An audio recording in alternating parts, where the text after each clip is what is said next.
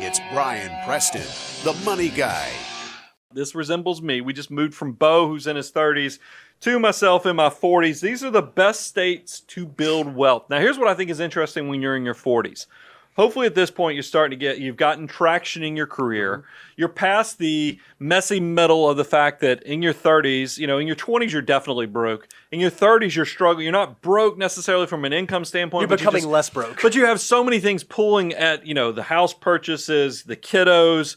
It's only in your 40s is the first time in my life that I've actually felt like, man, I've made it through a lot of the struggles. And I think that this is the point why we wanted to focus on what questions should you ask if you are in this 40s stage. And the first thing I'd put on here is, what does the quality of life look like for you? Now, I think it's so interesting. If you're watching one of our other segments or you've been watching from the beginning, quality of life was one of the last things we thought about in our 20s because there were some other things that mattered. In our 40s, this kind of bumps up to the first question you ought to ask. Is there a reason that we did that? Is there a reason why it matters more in your 40s? Well, I think it's exactly kind of what I've alluded to. You have a little bit more capacity, a little more flexibility, a little margin to spend on these things without jeopardizing your long-term financial success. Remember that promise I made my wife. If we will just really kind of that whole give a little bit of today for a great big beautiful tomorrow. I made that promise to my wife in our 20s and 30s with the promise that when we hit our 40s, we'll take our foot off the gas a little bit just so we can start enjoying life. This is the time, if you've made the right decisions in your 20s and 30s, that you can get some of the dividends from it. Another thing that you and I've talked about a lot, Brian, is that your kids are only in the house for so long, right? We only give them for the first 18, 20 years of their life until they go out and try, become adults. Well, one of the things in the 40s, those are sort of the formative years for most folks when your kids are at that place where you can really start pouring into them and providing opportunities. And hopefully, if you live in like a decent spot, they're not going to want to leave and be gone forever. They may want to come back to the city or surrounding area that they were raised in, right? That's exactly right. So that's why I think it is important to understand, because I had this realization. I mean, when my daughter was 10 years old, I woke up one day and I go, oh my gosh, my daughter, there's no way she's ever coming back here once she graduates high school. Because when we were living on South Atlanta, it just wasn't the same type of opportunity. That definitely played into my decision making. And I think but remember, what we are talking about here is in your 40s, this is a wealth building part of your life. I mean, you're probably reaching some of your peak earning years in your late 40s. So we also want to know, what are these state income taxes in the area? So again, we showed this slide earlier. It's again worth noting. Here are the different states that are no income tax listed by how valuable your dollar is in those states. Some of the ones worth noting: South Dakota, no state income tax, and your dollar's worth $1.13. Tennessee, it's no coincidence, no state income tax. Your dollar's actually worth $1.11 here. So as you're in your 40s, thinking about, if I'm in my peak earning years, two things really ought to ring true. How do I minimize my tax bill, and how do I stretch my dollar as far as possible? So that leads to, here's the next thing. I think that there is a point when you reach your 40s, you're starting to make more money. You could potentially outgrow your community. Yep. I feel like I didn't even realize it at the time, but I kind of hit this where I was in South Atlanta in Georgia. And the fact that, I've told this to neighbors and friends when we're talking, once you start making a really good income, you're probably pretty specialized. Yep.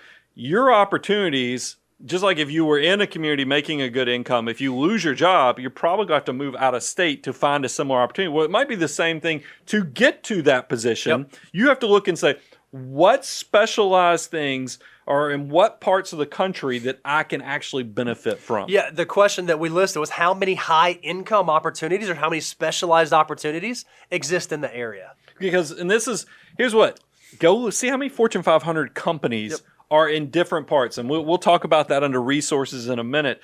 But that is how many, think about like Tesla moving some operations and building a Cybertruck in Austin. Austin already is a great place from a quality of life standpoint, a lot of opportunities. And here they are, they're about to have now a Tesla plant. That's going to create even more opportunities. Absolutely. And here's what geography is not fair. You will see a lot of the cities where opportunity is, it gets bunched up. And you're going to notice, and when you look at where is wealth, it's not like it's geographically spread in this nice little spread out area. No, it's all bunched up in certain areas. So you need to look at your life and say, if this is where if I want to be top of the food chain in this career, is there a part of the country that actually you might have to move to be there? So one of the things that we asked FTE Daniel to do was like, okay, how can we quantify this? How can we show this? We said, okay, well, let's look at the wealthiest states in the country and let's base it on just median household income. So if we're thinking like high income jobs, where are the, on average, highest income jobs? But we said that's not a perfect representation by itself, because not only do we need to look at where the median income is high, but how valuable is your dollar there. So we've listed the states. These are the 10. It's the state of Washington, Virginia, California, Alaska, New Hampshire, Connecticut, Massachusetts, Hawaii, New Jersey, and Maryland are the 10 states with the highest median household income. But what you can see is just because you make more income in those areas doesn't necessarily mean that your dollar is going as far as you think it might be going. Well, I think we're a perfect example here in Nashville. That's why we have so many of my neighbors are from Chicago, California, New York. I mean, they're all coming to Nashville because when they see that their property taxes on the same value house, meaning if you take the fair market value of the house, what costs $5,000 in Williamson County, where we live, will be $35,000 in property taxes in Chicago. Because I know, because I have people texting me when they write these checks, and you come here and you're like, holy cow. So I'm just telling you is exactly what Bo said, is what is the taxation? What's the impact? Because it's not always income taxes. It's also the property taxes. It's the sales taxes of the areas. Understand, and we know that we listed this by state. A lot of this is going to be very city specific as well, but it is definitely something you need to take into account. So one of the things that we try to really help our clients with who do this all the time is say, hey, I just got a job offer in Palo Alto, or I've been offered to move somewhere across the country, and man, it sounds really good because this is my salary now, and my salary, they're offering me this. One of the things we do is we actually use that cost of living calculator, say, okay, yeah, you may be making $20,000 more, but the cost of living is going to be 30% more. So it actually doesn't compensate for that. So if you are someone thinking about changing jobs, changing states, changing circumstances, make sure you understand the full implications of what those changes are. So let's flip the script and talk about the resources to kind of bring all this together. The first thing, we did focus on quality of life, and I know this sounds kind of common sense, but it's something you could use as a tool. Yelp, Open Table. Let's go see how many restaurants or other things like that, because we all love to break bread when that's part of the daily life. State income taxes. This is actually, I got this link from my daughter's personal finance. I thought it was so good. You can go and compare each one of the states and the income taxes within those states so you can know where you are. And then last one we put on here is what's the income per capita in the Fortune 500 companies. You can use Wikipedia, and then I'll let you Statista. Statista.